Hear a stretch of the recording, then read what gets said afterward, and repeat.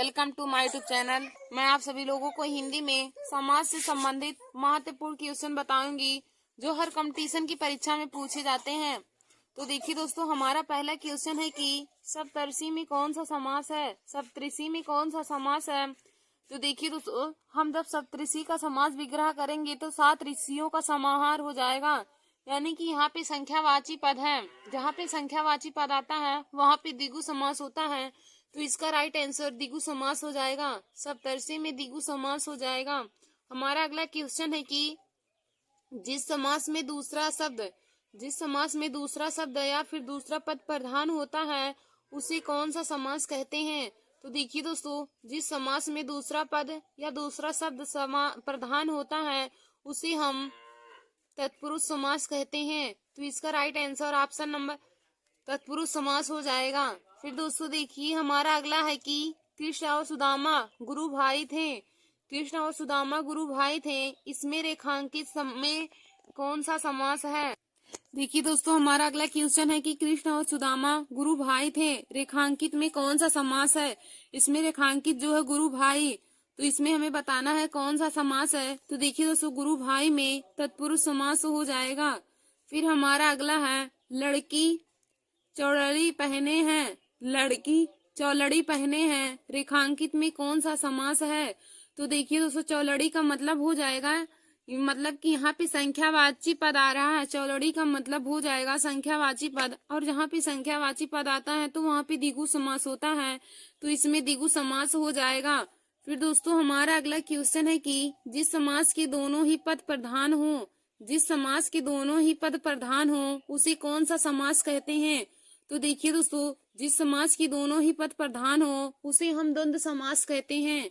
जिस समास की दोनों पद प्रधान हो उसे हम द्वंद्व समास कहते हैं। फिर हमारा अगला क्वेश्चन है कि जिस समास में पहले या बाद का कोई भी पद प्रधान ना होता है।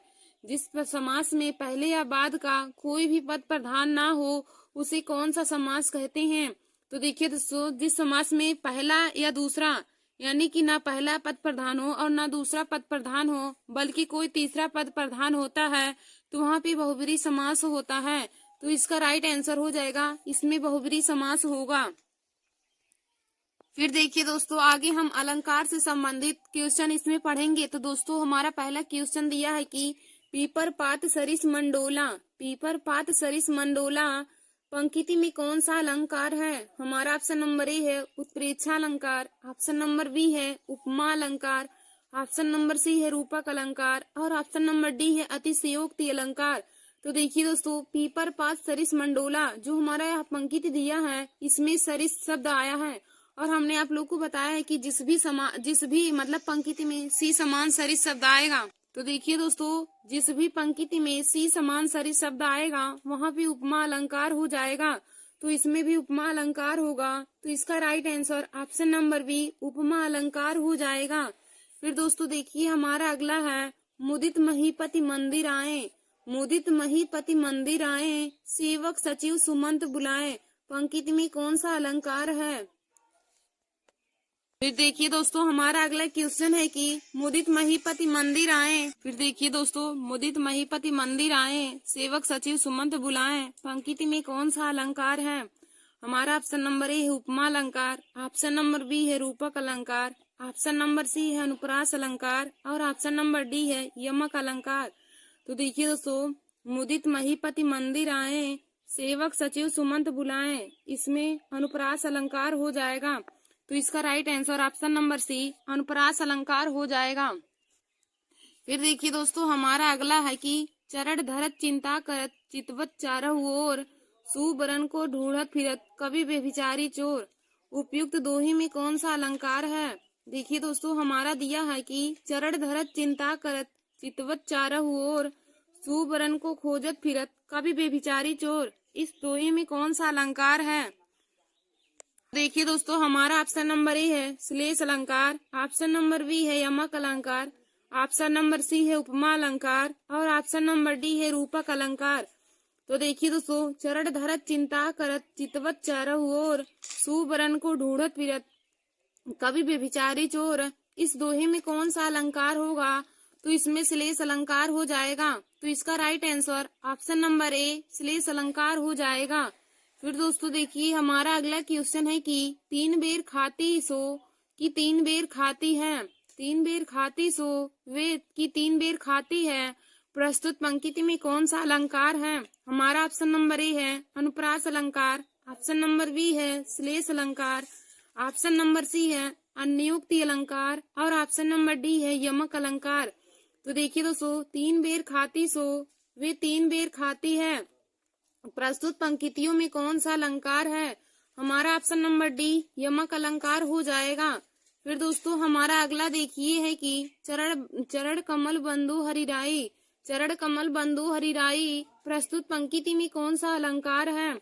हमारा ऑप्शन नंबर ए है उपमा अलंकार, ऑप्शन नंबर बी है रूपक अलंकार, ऑप्शन नंबर सी है श्लेष अलंकार और ऑप्शन नंबर डी है अतिशयोक्ति अलंकार। तो देखिए दोस्तों चरण कमल बंधु हरिराई प्रस्तुत पंक्तियों में रूपक अलंकार है, तो इसका right answer option number B रूपक अलंकार हो जाएगा। फिर देखिए दोस्तों हमारा अगला क्वेश्चन है कि उस काल मारे क्रोध के तनु कांपने उनका लगा, मानो हवा की जोर से सोता हुआ सागर सा जगा। उस काल मारे क्रोध के तनु कांपने उनका लगा, मानो हवा की जोर से सोता हुआ सागर जगा। इस उद्धरण में कौन सा अलंकार है? दोस्तों हमारा ऑप्शन नंबर ए है अतिशयोक्ति अलंकार, ऑप्शन नंबर बी है उपमा अलंकार, ऑप्शन नंबर सी है उत्प्रेक्षा अलंकार और ऑप्शन नंबर डी है रूपक अलंकार। तो देखिए दोस्तों इसमें उत्प्रेक्षा अलंकार हो जाएगा, तो इसका right answer option number C उत्प्रेक्षा अलंकार हो जाएगा। तो देखिए दोस्तों आगे हम अब कुछ हिंदी साहित्य की रचना से संबंधित क्वेश्चन देखेंगे। तो हमारा देखिए इसमें पहला क्वेश्चन है कि प्रेम सागर के रचनाकार कौन है? प्रेम सागर के रचनाकार कौन है? हमारा ऑप्शन नंबर ए है सदल मिश्र, ऑप्शन नंबर बी है उस्मान, ऑप्शन नंबर सी है लल्लू लाल और ऑप्शन नंबर डी है सुंदर दास। तो देखिए दोस्तों प्रेम सागर के लेखक या रचनाकार लल्लू लाल है, तो इसका right answer option number C Lallu Lal हो जाएगा। फिर हमारा अगला क्वेश्चन है कि पंच परमेश्वर कहानी के लेखक कौन है? हमारा ऑप्शन नंबर ए है Ramdhari Singh Dinkar, option number B है Munshi Premchand, option number C है मैथिली शरण गुप्त और ऑप्शन नंबर डी है सुमित्रा नंदन पंत। तो देखिए दोस्तों पंच परमेश्वर के लेखक मुंशी प्रेमचंद हैं, तो इसका right answer option number B Munshi Premchand हो जाएगा। फिर देखिए दोस्तों हमारा अगला क्वेश्चन है कि तोड़ती पत्थर कविता की कवि कौन है? हमारा ऑप्शन नंबर ए है Subhadra Kumari Chauhan, option number B है Mahadevi Verma, option number C है सूर्यकांत त्रिपाठी निराला और ऑप्शन नंबर डी है माखनलाल चतुर्वेदी। तो देखिए दोस्तों तोड़ती पत्थर कविता के कवि सूर्यकांत त्रिपाठी निराला हैं, तो इसका right answer option number B Suryakant Tripathi Nirala हो जाएगा। फिर दोस्तों हमारा अगला क्वेश्चन है कि हार की जीत कहानी के कहानीकार कौन है? हमारा ऑप्शन नंबर ए है सुदर्शन, ऑप्शन नंबर बी है यादवेंद्र शर्मा चंद्र, ऑप्शन नंबर सी है कमलेश्वर और ऑप्शन नंबर डी है रांगी राघव। तो देखिए दोस्तों हार की जीत कहानी के लेखक सुदर्शन है, तो इसका राइट आंसर ऑप्शन नंबर ए सुदर्शन हो जाएगा। फिर दोस्तों हमारा अगला क्वेश्चन है कि रानी केतकी की कहानी के रचयिता कौन है? रानी केतकी की कहानी के रचयिता कौन है? हमारा ऑप्शन नंबर ए है Vrindavan Lal Verma, option number B है Kishori Lal Goswami, option number C है माधवराव स्प्रे और ऑप्शन नंबर डी है मुंशी इंसान अल्लाह खां। तो देखिए दोस्तों रानी केतकी की कहानी के रचयिता मुंशी इंसान अल्लाह खां हैं, तो इसका right answer option number D Munshi इंसान अल्लाह खां हो जाएगा। फिर दोस्तों हमारा अगला क्वेश्चन है रसिक प्रिया की रचयिता कौन है? हमारा ऑप्शन नंबर ए है मलूक दास, ऑप्शन नंबर बी है बिहारी लाल, ऑप्शन नंबर सी है दादू दयाल और ऑप्शन नंबर डी है केशव दास। तो देखिए दोस्तों रसिक प्रिया के रचयिता केशव दास हैं, तो इसका right answer option number D Keshav Das हो जाएगा। फिर दोस्तों हमारा अगला क्वेश्चन है कि ज्ञानपीठ पुरस्कार पाने वाले हिंदी के प्रथम साहित्यकार कौन है? ज्ञानपीठ पुरस्कार पाने वाले हिंदी के प्रथम साहित्यकार कौन है? हमारा ऑप्शन नंबर ए है Sumitra Nandan Pant, option number B है Ramdhari Singh Dinkar, option number C है आगे और ऑप्शन नंबर डी है महादेवी वर्मा। तो देखिए दोस्तों, ज्ञानपीठ पुरस्कार पाने वाले हिंदी की प्रथम साहित्यकार सुमित्रा नंदन पंत हैं। तो इसका right answer option number A Sumitra Nandan Pant हो जाएगा। धन्यवाद दोस्तों। ऐसे ही हमारे वीडियो को देखने के लिए और हिंदी के महत्वपूर्ण टॉपिक को पाने के लिए आप सभी हमारे YouTube channel Nancy success classes को सब्सक्राइब करें और अपने दोस्तों में शेयर करना ना भूलें। धन्यवाद दोस्तों। नमस्कार दोस्तों, welcome to my YouTube channel. आज मैं आप सभी लोगों को हिंदी में पर्यायवाची शब्द से संबंधित महत्वपूर्ण प्रश्न बताऊंगी।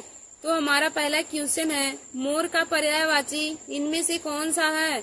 मोर का पर्यायवाची इनमें से कौन सा है? हमारा ऑप्शन नंबर ए है कलापी, ऑप्शन नंबर बी है तड़ित, ऑप्शन नंबर सी है विशिख और ऑप्शन नंबर डी है लिच्छड़।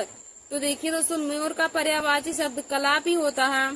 तो इसका right answer option number A कलापी हो जाएगा। फिर हमारा अगला क्वेश्चन है, निम्न में से घोड़ा का पर्यायवाची शब्द नहीं है। निम्न में से कौन सा घोड़ा का पर्यायवाची शब्द नहीं है? हमारा ऑप्शन नंबर ए है अश्व, ऑप्शन नंबर बी है सैंधव, ऑप्शन नंबर सी है घोटक और ऑप्शन नंबर डी है यातुधान। तो देखिए दोस्तों, घोड़ा का पर्यायवाची शब्द यातुधान नहीं होता है। तो इसका right answer option number D यातुधान हो जाएगा। फिर हमारा अगला क्वेश्चन है, निम्न में से कौन सा शब्द पताका का पर्यायवाची नहीं है? निम्न में से कौन सा शब्द पताका का पर्यायवाची नहीं है? हमारा ऑप्शन नंबर ए है निशान, ऑप्शन नंबर बी है ध्वज, ऑप्शन नंबर सी है झंडा और ऑप्शन नंबर डी है प्रस्तर। तो देखिए दोस्तों, पताका का पर्यायवाची शब्द प्रस्तर नहीं होता है। झंडा का पर्यायवाची निशान होता है, ध्वज होता है, पताका होता है, लेकिन प्रस्तर नहीं होता है, क्योंकि प्रस्तर जो है यह पत्थर का पर्यायवाची होता है। तो इसका right answer option number D प्रस्तर हो जाएगा। फिर हमारा अगला क्वेश्चन है, निम्नलिखित शब्दों में से हनुमान का पर्यायवाची शब्द कौन सा नहीं है? हमारा अगला क्वेश्चन है कि निम्नलिखित शब्दों में से हनुमान का पर्यायवाची शब्द कौन सा नहीं है? हमारा ऑप्शन नंबर ए है राम भक्त, ऑप्शन नंबर बी है पवन सुत, ऑप्शन नंबर सी है बजरंग बली और ऑप्शन नंबर डी है कपीश्वर। तो देखिए दोस्तों, हनुमान का पर्यायवाची शब्द पवन सुत होता है, बजरंग बली है, कपीश्वर है, लेकिन राम भक्त नहीं होता है। तो इसका राइट आंसर ऑप्शन नंबर ए राम भक्त हो जाएगा। फिर दोस्तों हमारा अगला क्वेश्चन है, निम्नलिखित में से कौन सा कमल का पर्यायवाची शब्द नहीं है? निम्नलिखित में से कौन सा कमल का पर्यायवाची शब्द नहीं है? हमारा ऑप्शन नंबर ए है सरोज, ऑप्शन नंबर बी है अरविंद, ऑप्शन नंबर सी है सलील और ऑप्शन नंबर डी है पंकज। तो देखिए दोस्तों, कमल का पर्यायवाची शब्द जलज हो जाएगा, सरोज हो जाएगा, अरविंद हो जाएगा, पंकज हो जाएगा, लेकिन सलील नहीं होता है, क्योंकि सलील जल का पर्यायवाची है। तो इसका right answer option number C सलील हो जाएगा। फिर दोस्तों हमारा अगला क्वेश्चन है, हवा का पर्यायवाची शब्द नहीं है। निम्न में से हवा का पर्यायवाची नहीं है। हमारा ऑप्शन नंबर ए है वायु, ऑप्शन नंबर बी है बयार, ऑप्शन नंबर सी है समीर और ऑप्शन नंबर डी है ध्वज। तो देखिए दोस्तों, हवा का पर्यायवाची वायु होता है, पवन होता है, समीर होता है, बयार होता है, लेकिन ध्वज नहीं होता है, क्योंकि ध्वज जो है यह तिरंगे का पर्यायवाची शब्द है। फिर हमारा अगला क्वेश्चन है, कौन सा शब्द कमल का पर्यायवाची नहीं है? कौन सा शब्द कमल का पर्यायवाची नहीं है? हमारा ऑप्शन नंबर ए है जलज, ऑप्शन नंबर बी है अम्बुज, ऑप्शन नंबर सी है मनसिज और ऑप्शन नंबर डी है पंकज। तो देखिए दोस्तों, कमल का पर्यायवाची इसमें से मनसिज नहीं होगा। तो इसका right answer option number C मनसिज हो जाएगा। फिर हमारा अगला क्वेश्चन है, चंद्रमा का पर्यायवाची शब्द निम्न में से कौन सा है? चंद्रमा का पर्यायवाची शब्द निम्न में से कौन सा है? हमारा ऑप्शन नंबर ए है निशाकर, ऑप्शन नंबर बी है निशाचर, ऑप्शन नंबर सी है तरड़ी और ऑप्शन नंबर डी है कृषाणु। तो देखिए दोस्तों, चंद्रमा का पर्यायवाची शब्द निशाकर होता है। तो इसका राइट आंसर ऑप्शन नंबर ए निशाकर हो जाएगा। चंद्रमा का और पर्यायवाची सोम, सुधा, व्योम, इंदु यह सभी चंद्रमा के पर्यायवाची शब्द होते हैं।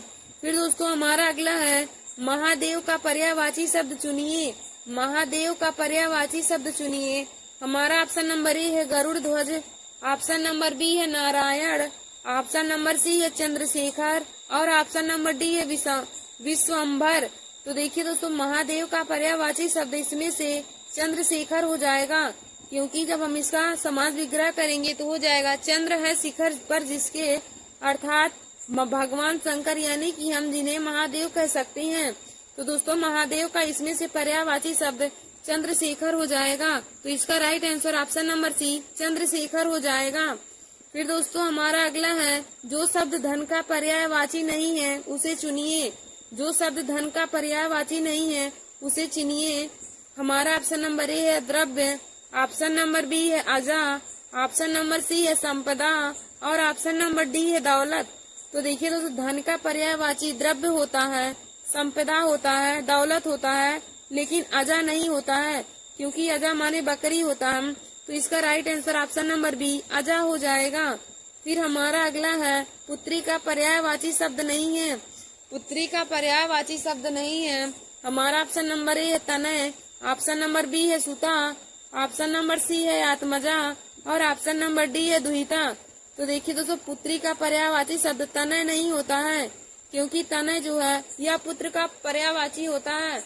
अगर यहाँ पे तनया दिया रहता तो वह पुत्री का पर्यायवाची हो जाता, लेकिन तनय जो है यह पुत्र का पर्यायवाची होता है।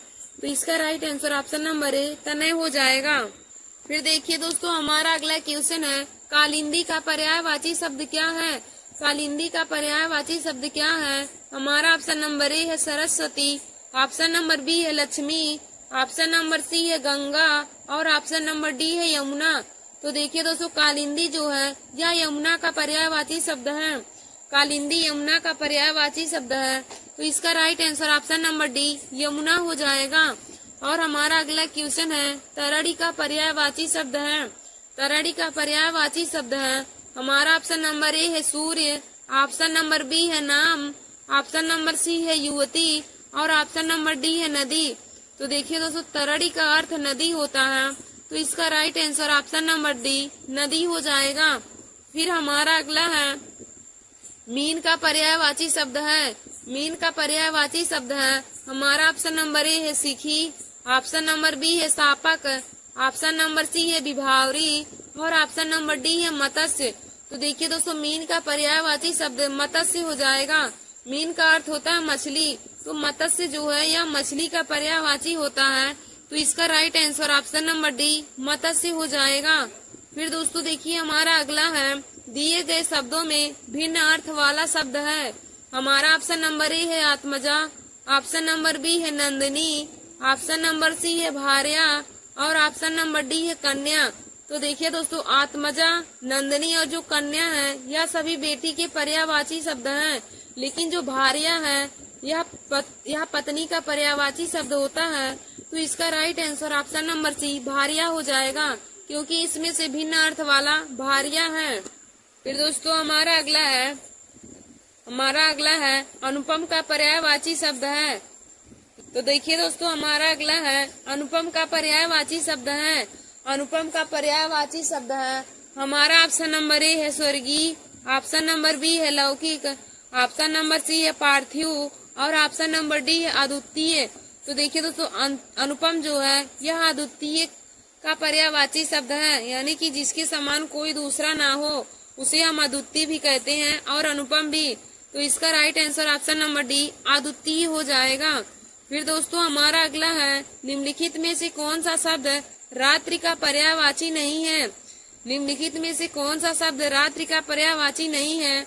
हमारा ऑप्शन नंबर ए है छपा, ऑप्शन नंबर बी है शशक, ऑप्शन नंबर सी है सरवरी और ऑप्शन नंबर डी है यामिनी।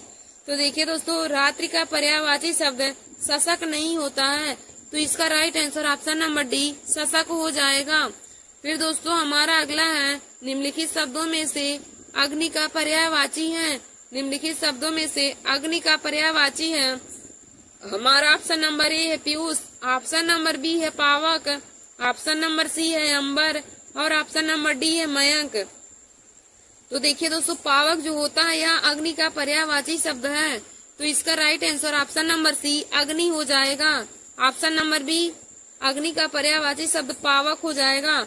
और देखिए दोस्तों जो पीयूष है यह अमृत का पर्यायवाची होता है। अंबर जो है यह वस्त्र और आकाश का पर्यायवाची होता है। और मयंक जो है यह चंद्रमा का पर्यायवाची शब्द है। तो इसमें हमें पूछा है कि निम्न शब्दों में से अग्नि का पर्यायवाची शब्द कौन है। तो दोस्तों पावक जो है यह अग्नि का पर्यायवाची शब्द है। तो इसका right answer option number B पावक हो जाएगा। हमारा अगला है सूर्य का पर्याय यानी कि सूर्य का पर्यायवाची शब्द निम्न में से कौन सा नहीं है। तो हमारा ऑप्शन नंबर ए है आदित्य, ऑप्शन नंबर बी है सुशांशु, ऑप्शन नंबर सी है दिवाकर और ऑप्शन नंबर डी है अंशुमाली। तो देखिए दोस्तों सूर्य का पर्यायवाची शब्द इसमें से सुशांशु नहीं होगा। तो इसका right answer option number B सुशांशु हो जाएगा। हमारा अगला क्वेश्चन है निम्न में से हाथी का पर्याय नहीं है। तो देखिए दोस्तों हमारा ऑप्शन नंबर ए है कुरंग, ऑप्शन नंबर बी है कुंजर, ऑप्शन नंबर सी है कलाहंस और ऑप्शन नंबर डी है केहरी। तो दोस्तों हाथी का पर्यायवाची शब्द इसमें से कुंजर हो जाएगा। तो इसका right answer option number B कुंजर हो जाएगा। फिर दोस्तों हमारा अगला क्वेश्चन है अश्व का पर्यायवाची शब्द निम्नलिखित में से कौन सा नहीं है। अश्व का पर्यायवाची शब्द निम्नलिखित में से कौन सा नहीं है। हमारा ऑप्शन नंबर ए है घोड़ा, ऑप्शन नंबर बी है घोटक, ऑप्शन नंबर सी है कटक और ऑप्शन नंबर डी है। तो देखिए दोस्तों घोड़ा अश्व का पर्यायवाची शब्द इसमें से कटक नहीं होगा। तो इसका right answer option number C कटक हो जाएगा। कटक जो है यह घोड़ा का पर्यायवाची नहीं है। तो इसका right answer option number C कटक हो जाएगा। धन्यवाद दोस्तों, ऐसे हमारे वीडियो को देखने के लिए और हिंदी के महत्वपूर्ण क्वेश्चन को पाने के लिए आप सभी लोग हमारे YouTube channel Nancy success classes को सब्सक्राइब कर लें। देखिए दोस्तों आज हमने आप सभी लोगों को हिंदी में पर्यायवाची शब्द से संबंधित महत्वपूर्ण क्वेश्चन बताए हैं, जो देखिए दोस्तों यूपी टीजीटी की एग्जाम की परीक्षा में पूछे गए हैं। देखिए हर क्वेश्चन जो है यूपी टीजीटी के एग्जाम में पूछे गए हैं। तो आप सभी लोग इन क्वेश्चनों को जरूर देख लें और हमारे ऐसे वीडियो को देखने के लिए हमारे YouTube channel Nancy success classes को सब्सक्राइब कर लें। धन्यवाद दोस्तों। नमस्कार दोस्तों, welcome to my YouTube channel. आज मैं आप सभी लोगों को हिंदी में रस से संबंधित महत्वपूर्ण क्वेश्चन बताऊंगी। देखिए दोस्तों आज का हमारा टॉपिक है रस यानी कि रस से संबंधित महत्वपूर्ण क्वेश्चन जो हर कंपटीशन की परीक्षाओं में पूछे जाते हैं। देखिए दोस्तों जैसे हमारा यूपी SSC कनिष्ठ सहायक परीक्षा में या सभी देखिए यूपीएससी मनोरक्षक परीक्षा में, यूपीएससी स्टेनोग्राफर परीक्षा में, मतलब कि हर कंपटीशन की परीक्षाओं में पूछे गए हैं। बीएड एंट्रेंस एग्जाम हो गया, यूपी बीएड देखिए आप सब देख ही सकते हैं, यहाँ सभी कंपटीशन की परीक्षाओं में क्वेश्चन पूछे गए हैं। तो दोस्तों उन्हीं सभी को आज मैं आप सभी लोगों को बताऊंगी। तो देखिए दोस्तों हमारा पहला क्वेश्चन है कि रस सूत्र के जनक माने जाते हैं। रस सूत्र के जनक माने जाते हैं। हमारा ऑप्शन नंबर ए है भरत मुनि, ऑप्शन नंबर बी है अभिनव गुप्त, ऑप्शन नंबर सी है तुलसीदास और ऑप्शन नंबर डी है भट्ट नायक। तो देखिए दोस्तों रस सूत्र के जनक भरत मुनि है। रस सूत्र के जनक भरत मुनि है। तो इसका राइट आंसर ऑप्शन नंबर ए भरत मुनि हो जाएगा। रस सूत्र के जनक भरत मुनि है। तो इसका राइट आंसर ऑप्शन नंबर ए हो जाएगा। फिर दोस्तों हमारा अगला क्वेश्चन है जुगुप्सा का अस्थायी भाव किस रस से संबंधित है। जुगुप्सा का अस्थायी भाव किस रस से संबंधित है। हमारा ऑप्शन नंबर ए है करुण रस, ऑप्शन नंबर बी है रौद्र रस, ऑप्शन नंबर सी है बीभत्स रस और ऑप्शन नंबर डी है अद्भुत रस। तो देखिए दोस्तों जुगुप्सा का अस्थायी भाव बीभत्स रस से संबंधित है। जुगुप्सा का अस्थायी भाव बीभत्स रस से संबंधित है। तो इसका right answer option number C बीभत्स रस हो जाएगा। फिर दोस्तों हमारा अगला है प्रश्न में प्रयुक्त रस के लिए सही विकल्प चुनिए। हमारा ऑप्शन नंबर ए है हे खग मृग हे मधुकर श्रेणी तुम देखी सीता मृग नैनी। हे खग मृग हे मधुकर श्रेणी तुम देखी सीता मृग नैनी। यह किस रस का उदाहरण है। हमारा ऑप्शन नंबर ए है करुण रस, ऑप्शन नंबर बी है रौद्र रस, ऑप्शन नंबर सी है संयोग श्रृंगार रस और ऑप्शन नंबर डी है वियोग श्रृंगार रस। तो देखिए दोस्तों हे खग मृग हे मधुकर श्रेणी तुम देखी श्रीता मृग नैनी, यह जो है वियोग श्रृंगार रस का उदाहरण है। क्योंकि देखिए दोस्तों यहाँ पर बिछुड़न की बात हो रही है। हे खग हे मृग मधुकर श्रेणी तुम देखी श्रीता मृग नैनी। तो यह जो है यह हमारा जो है वियोग श्रृंगार रस का उदाहरण है, तो इसका right answer option number D वियोग श्रृंगार रस हो जाएगा। फिर देखिए दोस्तों हमारा अगला है, देखी सुदामा दीन दशा करुणा करिके करुणा निधि रोए में कौन सा रस है। हमारा देखिए दोस्तों पंक्ति क्या दिया है, देखी सुदामा दीन दशा करुणा करिके करुणा निधि रोए में कौन सा रस है। हमारा ऑप्शन नंबर ए है वियोग श्रृंगार रस, ऑप्शन नंबर बी है रौद्र रस, ऑप्शन नंबर सी है करुण रस और ऑप्शन नंबर डी है शांत रस। तो देखिए दोस्तों यह जो हमारा पंक्ति दिया है, यहाँ पर करुणता का भाव है, ना कि वियोग श्रृंगार, क्योंकि यहाँ पे कोई किसी से बिछड़ नहीं रहा, लेकिन यहाँ पे करुणा की भावना उत्पन्न हो रही है। देखिए सुदामा दीन दशा, मतलब सुदामा की दीन दशा को देखकर भगवान श्री कृष्ण करुणा करते हैं, तो यहाँ पे मतलब करुण रस की उत्पत्ति हो रही है, तो यहाँ पे करुण रस हो जाएगा। तो इसका right answer option number C करुण रस हो जाएगा। फिर दोस्तों हमारा अगला है, निशिदिन बरसत नयन हमारे, इस पंक्ति में किस रस का वर्णन है। निशिदिन बरसत नयन हमारे, इस पंक्ति में किस रस का वर्णन है। हमारा ऑप्शन नंबर ए है वीर रस, ऑप्शन नंबर बी है भयानक रस, ऑप्शन नंबर सी है वात्सल्य रस और ऑप्शन नंबर डी है श्रृंगार रस। तो देखिए दोस्तों निशिदिन बरसत नयन हमारे, इस जो हमारा पंक्ति दिया है इसमें श्रृंगार रस है। निशिदिन बरसत नयन हमारे में श्रृंगार रस है, तो इसका right answer option number D श्रृंगार रस हो जाएगा। फिर दोस्तों हमारा अगला है, भारतीय वृत्ति का संबंध किस रस से है। भारतीय वृत्ति का संबंध किस रस से है। हमारा ऑप्शन नंबर ए है वीर रस, ऑप्शन नंबर बी है बीभत्स रस, ऑप्शन नंबर सी है अद्भुत रस और ऑप्शन नंबर डी है हास्य रस। तो देखिए दोस्तों भारतीय वृत्ति का संबंध अद्भुत रस से है, भारतीय वृत्ति का संबंध अद्भुत रस से है, तो इसका right answer option number C अद्भुत रस हो जाएगा। फिर दोस्तों हमारा अगला क्वेश्चन है, किस भाव की परिपक्व अवस्था को रस कहा जाता है। किस भाव की परिपक्व अवस्था को रस कहा जाता है। हमारा ऑप्शन नंबर ए है अनुभाव, ऑप्शन नंबर बी है विभाव, ऑप्शन नंबर सी है संचारी भाव और ऑप्शन नंबर डी है अस्थाई भाव। तो देखिए दोस्तों जो अस्थाई भाव है उसी की परिपक्व अवस्था को रस कहा जाता है, अस्थाई भाव की परिपक्व अवस्था को रस कहा जाता है, तो इसका right answer option number D अस्थाई भाव हो जाएगा। हमारा क्वेश्चन कहा है कि किस भाव की परिपक्व अवस्था को रस कहा जाता है, तो देखिए दोस्तों अस्थाई भाव की परिपक्व अवस्था को रस कहा जाता है, तो इसका right answer option number D अस्थाई भाव हो जाएगा। फिर दोस्तों हमारा अगला क्वेश्चन है, श्रृंगार रस का अस्थाई भाव क्या है। श्रृंगार रस का अस्थाई भाव क्या है। हमारा ऑप्शन नंबर ए है रति, ऑप्शन नंबर बी है क्रोध, ऑप्शन नंबर सी है हास और ऑप्शन नंबर डी है विस्मय।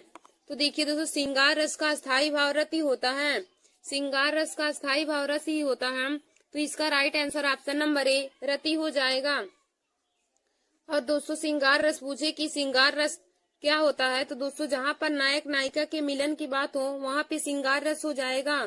और श्रृंगार रस दो प्रकार के होते हैं, नंबर एक संयोग श्रृंगार रस और नंबर दो वियोग श्रृंगार रस। तो संयोग श्रृंगार रस वह रस हो जाएगा जहाँ पे मिलन की बात हो, और जहाँ पर नायक नायिका की बिछुड़न की बात हो वहाँ पे वियोग श्रृंगार रस हो जाएगा। फिर दोस्तों देखिए हमारा अगला है, नेकी करे नेकी कही बैननी अनेक कही नैननी सौ, रही सही सोऊ सोऊ कही दीनो हिचकीन सौ, नेकू कहूँ नेकू कही बैननी अनेक कही नैननी सौ, रही सही सोऊ कही दीनो हिचकीन सौ। इस पंक्तियों में कौन सा रस है। हमारा ऑप्शन नंबर ए संयोग श्रृंगार रस, ऑप्शन नंबर बी है वियोग श्रृंगार रस, ऑप्शन नंबर सी है वीर रस और ऑप्शन नंबर डी है करुण रस। तो देखिए दोस्तों इस पंक्ति में वियोग श्रृंगार रस है, तो इसका right answer option number B वियोग श्रृंगार रस हो जाएगा। फिर देखिए दोस्तों हमारा अगला है, देखी रूप लोचन ललचाने हर्षे जनु निज निधि पहचाने, इस प्रस्तुत पंक्तियों में कौन सा रस है। हमारा पंक्ति दिया है कि देखी रूप लोचन ललचाने हर्षे जनु निज निधि पहचाने, प्रस्तुत पंक्तियों में कौन सा रस है। हमारा ऑप्शन नंबर ए है श्रृंगार रस, ऑप्शन नंबर बी है करुण रस, ऑप्शन नंबर सी है रौद्र रस और ऑप्शन नंबर डी है अद्भुत रस। तो देखिए दोस्तों देखी रूप लोचन ललचाने हर्षे जनु निज निधि पहचाने, इस पंक्ति में श्रृंगार रस है, तो हमारा इसका राइट आंसर ऑप्शन नंबर ए श्रृंगार रस हो जाएगा। फिर दोस्तों हमारा अगला क्वेश्चन है कि स्वान अंगुरिन काटी काटी के खात विदारत में रस है। स्वान अंगुरिन काटी काटी के खात है विदारत में रस है। हमारा ऑप्शन नंबर ए है बीभत्स रस, ऑप्शन नंबर बी है रौद्र रस, ऑप्शन नंबर सी है भयानक रस और ऑप्शन नंबर डी है करुण रस। तो देखिए दोस्तों हमारा दिया है कि स्वान अंगुरिन काटी काटी के खात विदारत में रस है, मतलब यहाँ पे कुत्ता जो है वह मांस को काट काट के खा रहा है। तो दोस्तों जहाँ पे ऐसी बात आती है वहाँ पे जो विभत्स रस उत्पन्न होता है, घृणा की भावना उत्पन्न होती है, तो वहाँ पे विभत्स रस होता है। तो इसका right answer option number A विभत्स रस हो जाएगा। फिर दोस्तों हमारा अगला क्वेश्चन है कि प्रत्येक रस में संचरण करने वाले भाव को क्या कहते हैं। प्रत्येक रस में संचरण करने वाले भाव को क्या कहते हैं। हमारा ऑप्शन नंबर ए है स्थायी भाव, ऑप्शन नंबर बी है अनुभाव, ऑप्शन नंबर सी है संचारी भाव और ऑप्शन नंबर डी है उद्दीपन। तो देखिए दोस्तों आप प्रत्येक रस में संचरण करने वाले भाव को संचारी भाव कहा जाता है। तो इसका right answer option number C संचारी भाव हो जाएगा। फिर हमारा अगला क्वेश्चन है कि अस्थाई भाव की संख्या कितनी मानी गई है। अस्थाई भाव की संख्या कितनी मानी गई है। हमारा ऑप्शन नंबर ए है 8, ऑप्शन नंबर बी है 9, ऑप्शन नंबर सी है 10 और ऑप्शन नंबर डी है 11। तो देखिए दोस्तों अस्थाई भाव की संख्या 9 मानी गई है। अस्थाई भाव की संख्या 9 मानी गई है, तो इसका right answer option number B 9 हो जाएगा। और यदि आपसे पूछे कि संचारी भाव की संख्या कितनी है, तो दोस्तों संचारी भाव की संख्या 33 है और अस्थाई भाव की संख्या 9 है। फिर दोस्तों हमारा अगला है बतरस लालच लाल की मुरली धरी लुकाए, सौंह करे भौहनी हंसे, दैन कहे नटी जाए। इन पंक्तियों में कौन सा निहित रस है। बतरस लालच लाल की मुरली धरी लुकाए, सौंह करे भौहन हंसे, दैन कहीं नटी जाए। इन पंक्तियों में कौन सा रस निहित है। हमारा ऑप्शन नंबर ए है श्रृंगार रस, ऑप्शन नंबर बी है वीर रस, ऑप्शन नंबर सी है शांत रस और ऑप्शन नंबर डी है वात्सल्य रस। तो देखिए दोस्तों यह जो पंक्ति दिया है इसमें श्रृंगार रस हो जाएगा। तो इसका राइट आंसर ऑप्शन नंबर ए श्रृंगार रस हो जाएगा। देखिए दोस्तों क्योंकि यहाँ पे जो राधिका होती हैं, यानी कि राधिका होती हैं, राधा हम कह सकते हैं, वह भगवान श्री कृष्ण से बात करने की लालच में उनकी मुरली को छिपा लेती हैं और उनकी भौहें और जो आंख होती है वह इशारा कर रही हैं और इशारे से हंस रही है, लेकिन वह बार बार मना कर रही है कि हमने मुरली को नहीं चुराई है। तो वही हमारा दिया है कि बतरस लालच लाल की मुरली धरी लुकाए, सौ करे भौहन हंसे, दैन कहीं नटी जाए। इन पंक्तियों में कौन सा रस है। तो दोस्तों यहाँ पे श्रृंगार रस हो जाएगा। तो इसका राइट आंसर ऑप्शन नंबर ए श्रृंगार रस हो जाएगा। फिर दोस्तों हमारा अगला देखिए दिया है जसोदा हरि पालने झुलावे, हल रावे दुलरावे महलावे, जोई सोई कछु गावे। इस पंक्तियों में कौन सा रस निहित है। हमारा पंक्ति दिया है कि जसोदा हरि पालने झुलावे, हर लावे दुहिलावे महलावे, जोई सोई कछु गावे। इन पंक्तियों में कौन सा रस निहित है। हमारा ऑप्शन नंबर ए है श्रृंगार रस, ऑप्शन नंबर बी है वीर रस, ऑप्शन नंबर सी है शांत रस और ऑप्शन नंबर डी है वात्सल्य रस। तो देखिए दोस्तों जहाँ पर बच्चे के प्रति प्रेम हो वहाँ पे हमेशा वात्सल्य रस होगा। जहाँ पे बच्चे के प्रति प्रेम जागृत हो वहाँ पर वात्सल्य रस होगा। तो दोस्तों यहाँ पे जसोदा माँ अपने बच्चे यानी कि भगवान श्री कृष्ण को पालने में झुला रही हैं, दुलरा रही हैं, महला रही हैं और उनको मतलब कुछ गा के सुनाकर उन्हें गाय के कुछ लोरी गा के उनको सुला रही हैं। तो दोस्तों यहाँ पे बच्चे के प्रति जसोदा माँ के अंदर प्रेम जागृत हो रहा है, तो यहाँ पे वात्सल्य रस हो जाएगा। जब भी बच्चे के प्रति प्रेम का वर्णन हो तो वहाँ पे वात्सल्य रस हो जाएगा। तो इसका right answer option number D वात्सल्य रस हो जाएगा। फिर दोस्तों हमारा अगला दिया है सिर पर बैठो काग, आँखी दोई खात निकारत, खींचत जीभई स्यार, अतही आनंद उर धारत। इन पंक्तियों में कौन सा रस निहित है। सिर पर बैठो काग, आँखी दोई खात निकारत, खींचत जीभई स्यार, अतही आनंद उर धारत।